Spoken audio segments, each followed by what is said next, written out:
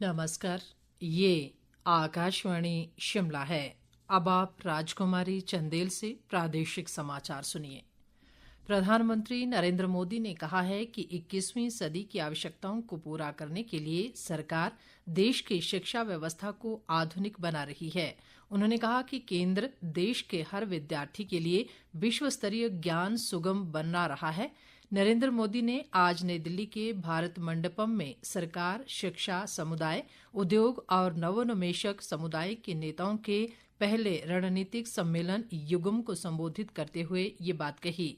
उन्होंने कहा कि देश का भविष्य युवाओं पर निर्भर है, इसलिए भारत के उज्जवल भविष्य के लिए उन्हें तैयार करना महत्वपूर्ण है। प्रधानमंत्री ने कहा कि नई शिक्षा नीति देश में परिवर्तन ला रही है। उन्होंने कहा कि प्रतिभा, स्वभाव और प्रौद्योगिकी की त्रिमूर्ति भारत के भविष्य को परिवर्तित करेगी। किसी भी देश का भविष्य उसकी युवा पीढ़ी पर निर्भर होता है, इसलिए ये जरूरी है कि हम अपने युवाओं के भविष्य के लिए और उनको भारत के उज्जवल भविष्य के लिए तैयार करें। इसमें बड़ी भूमिका देश के एजुकेशन सिस्टम की भी होती है, इसलिए हम देश के एजुकेशन सिस्टम को 21वीं सदी की जरूरतों के मुताबिक आधुनिक बना रहे हैं। प्रधानमंत्री नरेंद्र मोदी ने कहा कि भारत के लिए एआई को उपयोगी बनाने के उद्देश्य से सरकार मेक एआई इन इंडिया के दृष्टिकोण पर कार्य कर रही है। नरेंद्र मोदी ने कहा कि भारत विकास और सूचना प्रौद्योगिकी अपनाने वाले अग्रणी देशों में शामिल है। मेक एआई इन इंडिया इसके विजन पर काम कर रहे हैं और हमारा उद्देश्य है make AI work for India. इस बार के बजट में हमने आईआईटी में सीटों की संख्या और कैपेसिटी बढ़ाने का निर्णय लिया है। मुख्यमंत्री सुखविंदर सिंह सुक्खू ने आज शिमला में नवनियुक्त वन मित्रों के लिए प्रशिक्षण मैनुअल जारी किया। इस मैनुअल का उपयोग वन मित्रों को वन अग्नि प्रबंधन, विभागीय कार्यप्रणाली, नर्सरी प्रबंधन, वृक्षारोपण कार्यक्रम और समग्र वन प्रबंधन के बारे में प्रशिक्षित करने के लिए किया जाएगा। वन मित्र इस वर्ष 1 से 5 मई तक अपनी अपनी रेंज में प्रशिक्षण लेंगे। इसके लिए सभी वन मंडलाधिकारियों को नोडल अधिकारी नियुक्त किया गया है। वन मित्र भर्ती कार्यक्रम के तहत प्रदेश में अब तक 1896 वन मित्र अपना कार्यभार ग्रहण कर चुके हैं। मुख्यमंत्री ने इस मौके पर दक्ष प्रशिक्षण प्रदान करने पर जोर दिया ताकि वन मित्र विभाग की कार्यप्रणाली से अच्छी तरह परिचित होकर अपनी ड्यूटी प्रभावी ढंग से निभा सकें। मुख्यमंत्री ने कहा कि वे 15 मई के बाद नवनियुक्त मित्रों से संवाद करेंगे। उन्होंने गर्मियों के मौसम को ध्यान में रखते हुए वन विभाग को जंगलों में आग की घटनाओं के बारे में सतर्क रहने और वनों के संरक्षण के लिए जरूरी कदम उठाने के निर्देश दिए।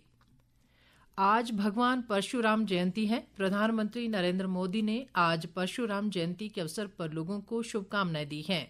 सोशल मीडिया पोस्ट में प्रधानमंत्री ने उम्मीद जताई कि शस्त्र विद्या और पवित्र ग्रंथों में अपने गहन ज्ञान के लिए जाने जाने वाले भगवान परशुराम का आशीर्वाद सभी के जीवन को साहस और शक्ति से भर देगा।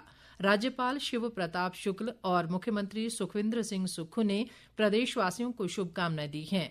उन्होंने कहा कि भगवान परशुराम के बुद्धिमत्ता, साहस और प्रतिबद्धता के गुण अनुकरणीय हैं। मुख्यमंत्री ने कहा कि उनकी शिक्षाएं न्यायप्रियता और आत्म अनुशासन के मूल्य आज भी प्रेरक हैं। 1 से 4 मई तक होने वाला विश्व दृश्य, श्रव्य और मनोरंजन शिखर सम्मेलन वेब्स के माध्यम से भारत वैश्विक रचनात्मकता के केंद्र में है। सूचना और प्रसारण राज्य मंत्री एल मुरुगन ने एक लेख में कहा कि प्रधानमंत्री नरेंद्र मोदी के नेतृत्व में वेब्स एक परिवर्तनकारी आंदोलन है। ये मीडिया और मनोरंजन परिदृश्य को फिर से परिभाषित करेगा। उन्होंने कहा कि भारत का मीडिया और मनोरंजन उद्योग 27 अरब रुपए का है और वेव्स 2025 रचनात्मकता, नवाचार व उद्यमशीलता में देश के नेतृत्व का संकेत देता है। सोलन पुलिस द्वारा नशे के खिलाफ चलाए जा रहे अभियान के तहत पुलिस को बड़ी सफलता हाथ लगी है। पुलिस ने नेपाली मूल के 2 लोगों के कब्जे से 8 किलो 180 ग्राम अफीम बरामद की है। एक अन्य मामले में कंडाघाट के गौड़ा स्कूल के पास एक आरोपी से 1 किलो 310 ग्राम चरस बरामद की गई। जिला पुलिस अधीक्षक गौरव सिंह ने बताया कि आरोपियों को पुलिस रिमांड पर लिया गया है और आगामी जांच जारी है। इसके साथ ही ये समाचार बुलेटिन समाप्त हुआ। हमारा अगला बुलेटिन आप सुन सकते हैं सायं 6 बजे। नमस्कार।